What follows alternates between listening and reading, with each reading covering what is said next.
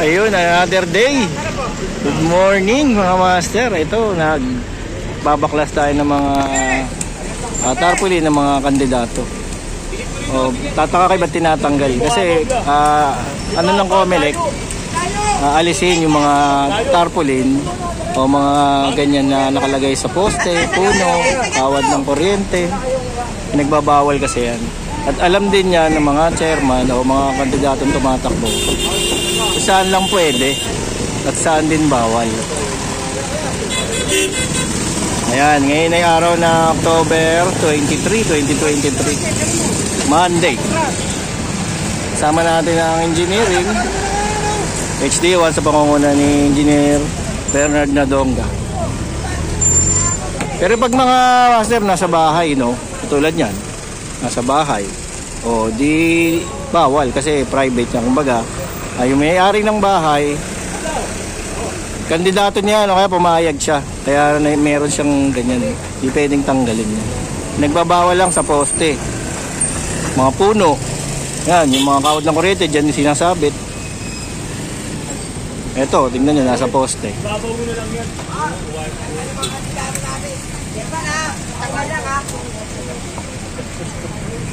Dadali ng COMELEC lahat yan. Hindi, nagpagulay kayo dyan. Pag yan.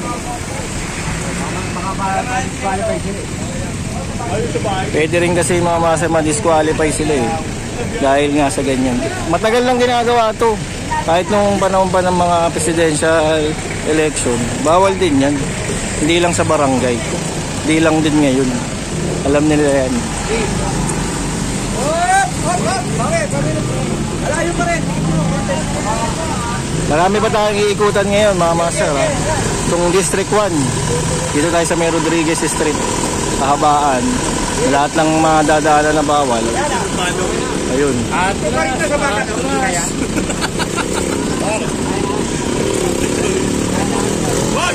Wag! Ano ang pinakatali o yung nabanggit na? Magaling isang tapo yung makikita mo nasa poste.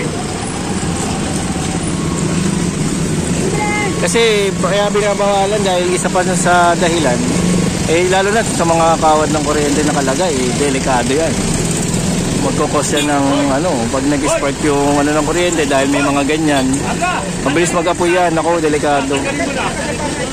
Ito, may-ari ng bahay, malamang pumayag siyang ilagay ang mga tarpaulin na yan. Dito, wala namang sa gobyerno itong pag may-ari nitong mga poste, bawal.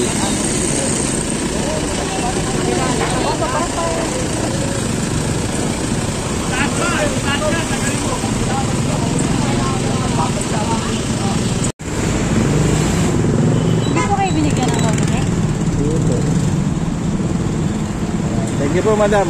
Sige po. Teka. Ayun, nakakita natin yung taga Barangay 129. May lugar pala o may binigay sa kanilang location kung saan lang pwede maglagay at bawal. Ayun. Kung nakita nyo sa video, ayun na. Eto, dito sila pwede maglagay. Yan o.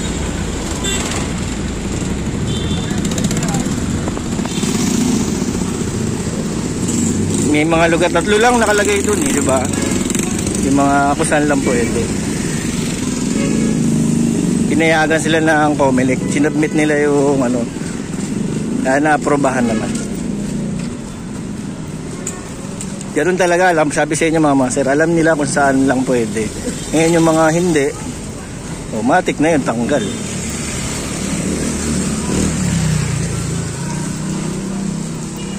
Dito pa rin tayo sa kabaan ng Rodriguez Street. Ito, kita niyo mga master. Ito niyo yung poster. Ayan o. Poste yan. Tapos, dyan nila kilagay. Hindi naman dyan ang designation yan.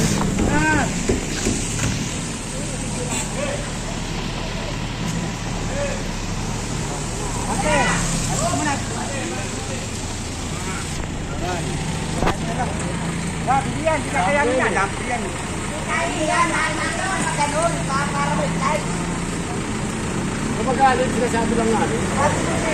Kaya, ako kaya, kante. Kaya, ay, babati mo na.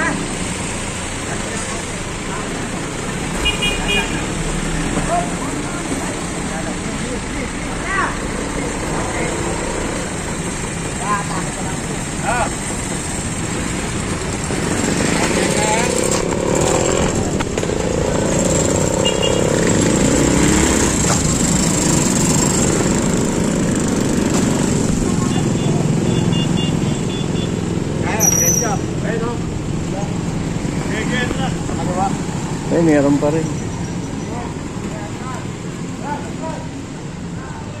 Pero may mga bahay tulad yan. Pumayag sila dyan.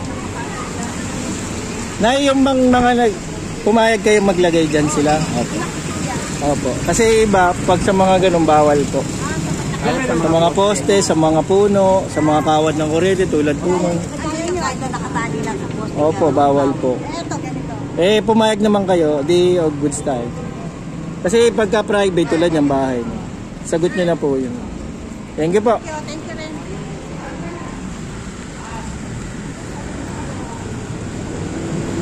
Ito, mayroon pa. Ayan, may nakausap natin kanina si nanay. No? Anak niya pala yung kandidato niya. Kaya yung bahay niya, nilagyan niya. Walang problema. Tulad nito, nasa gitna po.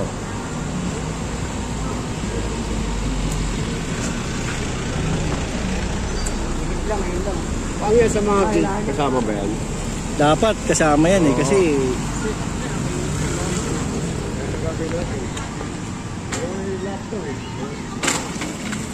ayan, tinuluyan na sirain.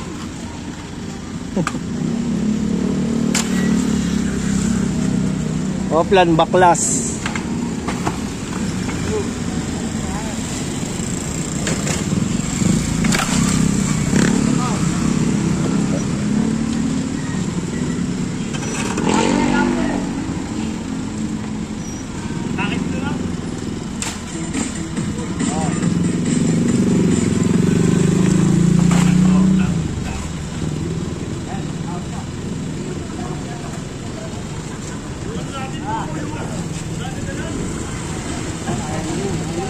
Hindi na abot. Hindi na abot yun.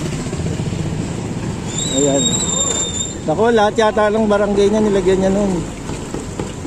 Ay, meron pa rin, no? Kaya nga lahat nalagyan niya. Kung nga lang abot yung ano eh. Utos to ng Comelec.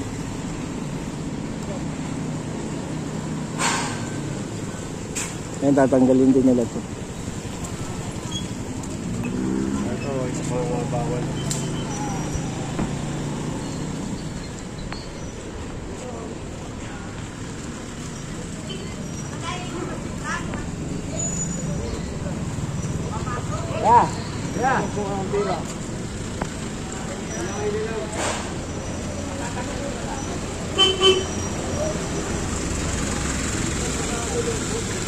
Ito dito sa may naman, barangay 140. Ayan.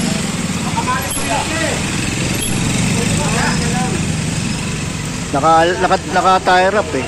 Hindi pwede ka tira sa kuryente. Kaya ingat din, siyempre, delikado yan. May pag-cutter nyo, kuryente pala.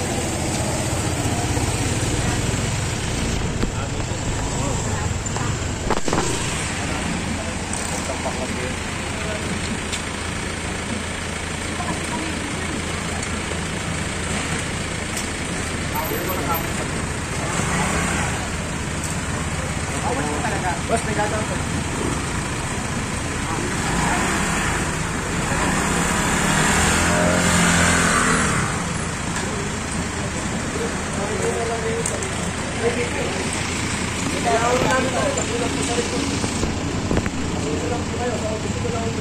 Jose, magalan ko yan.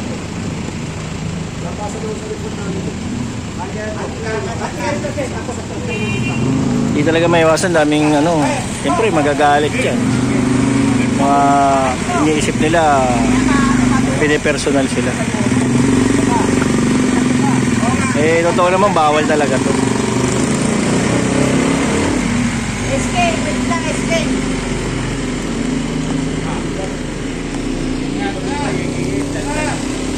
SK Malubay, AKA Dandan.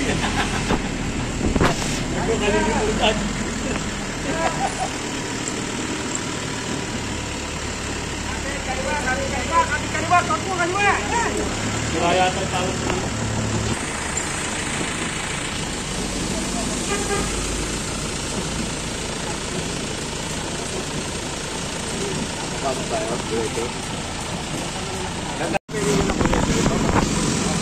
Ito din, no? Dami, no? Sa may ano pa rin tayo, Rodriguez. Nakakalasin nila. Naka-alambre pala.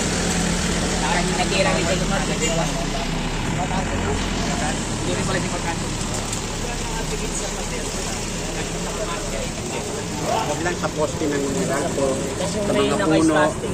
Okay, tanggal yun. Basta nasa poste, yung nga usapan, basta nasa poste ng Meralco, bawal. Sa mga kawan, sa Puno. pag sa bahay nyo, wala. Naka-disgusting. Oo. Basta yan, katulad yan. Katulad yan, yung mga pekto sa kawat ng mga yan.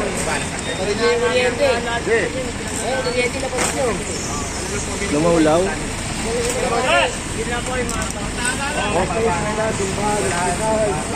Ayan, kalas-kalas na. Sige po, salamat. Ay, Nad, paano mo, patali. Kuryente. Ayan, nalaglag mga master ng kuryente. Oh. Ibig sabihin, tinali lang din nila yan dyan. Alam mo, diba delikado? Live wire yan. Kasi inspection din ng mga taga-Comelec niya sigurado. Mememuhan sila dyan o pwede pa sila mag-disqualify kasi nga hindi sila sumunod. Gandulo tayo dun, lalakad. Ito tulad nito mga sir, no? Nasa puno, tabi ng eskwelahan. Kaya kailangan tanggalin. Yun, no?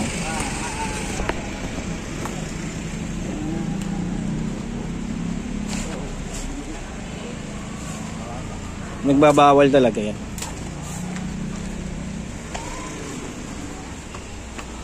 Dito man tayo sa may Buendia Street.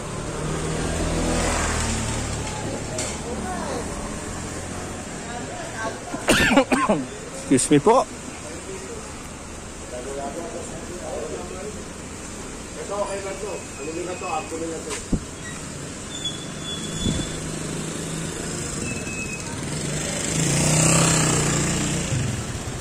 Malinis-linis din dito, no? Ayun yung eskwela ng Taes.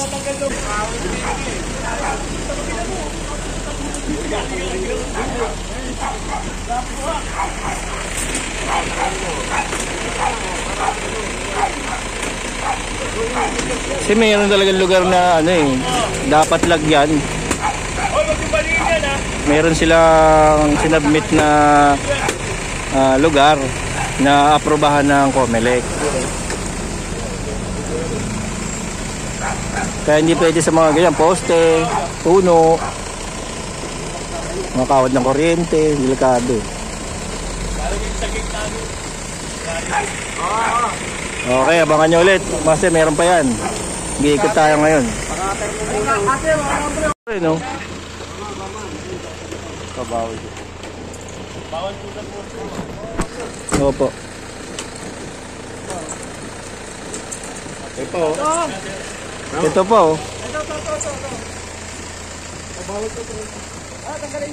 Eh, pati ito yung signage ng street, nalagyan na din.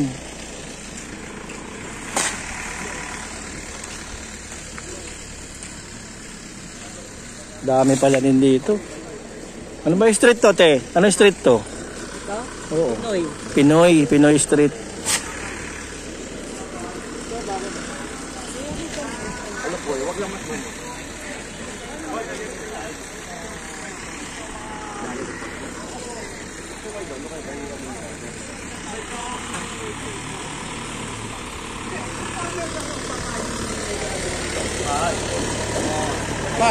Pero pag yung mga nasa Bakit tanggalin niyo isa? Eh bakit naiwan no? Kaya nakairapin yung plate. Pero yung mga ganyan sa poste. Puno, poste. Poste na yan.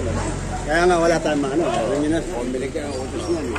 Pero yung mga ganyan, pumayag mo yung may-ari ng bahay. Okay lang po. Okay na. Lahat naman po eh.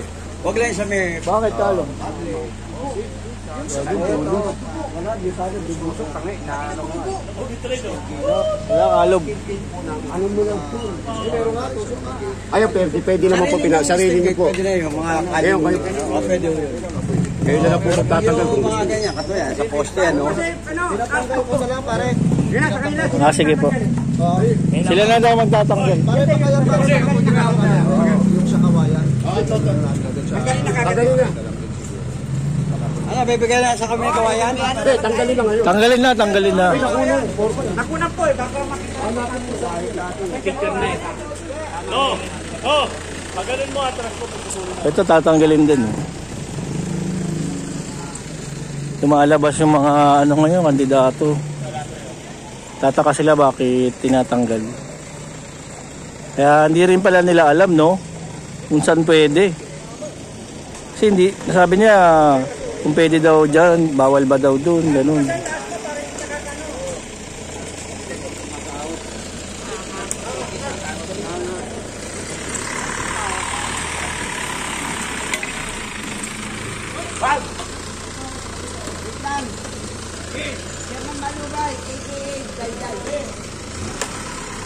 Hop! Hop!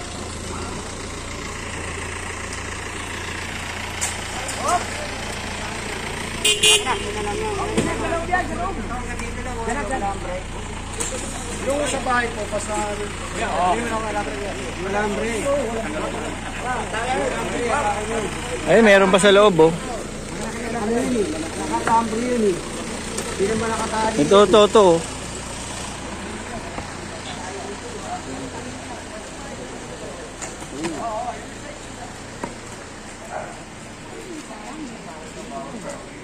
Basta nasa poste bawal. Oo, kahit sa mga kalupot. Ito rin po, tatanggalin. Kaya sila po, talagang ano. Maigpit ang kumilik.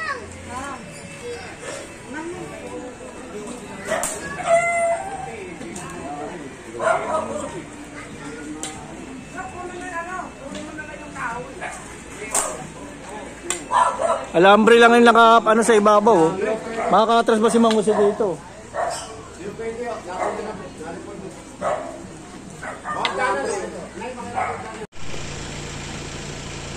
Tinira mo yun.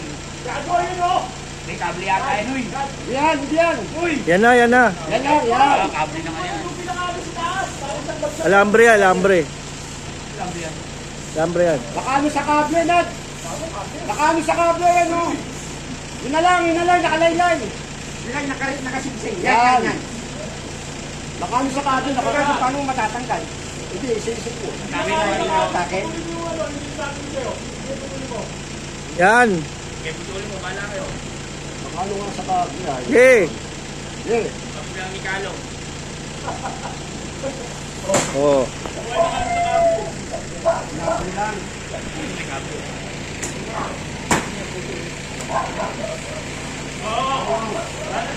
Ayan, natanggal na yung isa.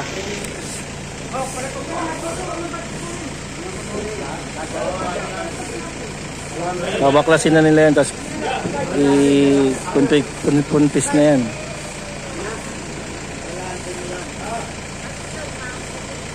Dami na nakuha, oh. Alambre, putulin nyo. Ano?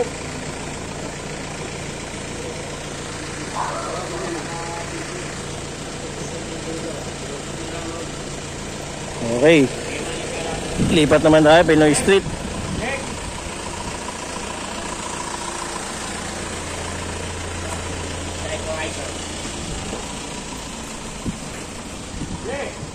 Sige, nandiyan po yung drive.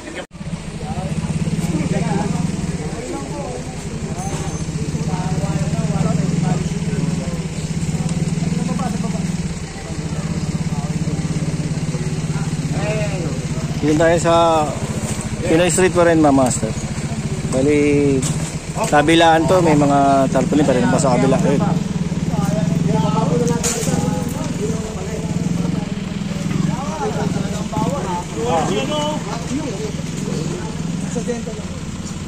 Ano si Gaspar?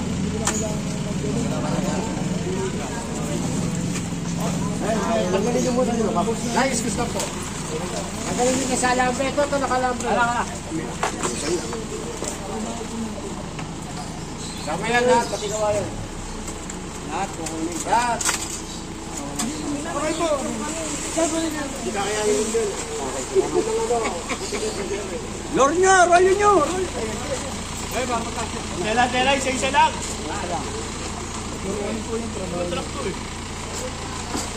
Wala ampli.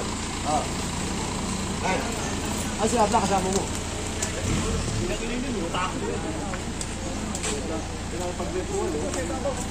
Hindi, pag bahay, hindi pwede naman. Yung sa poste ng bawal. Kasi sabi ko, yung black yung tanggalin.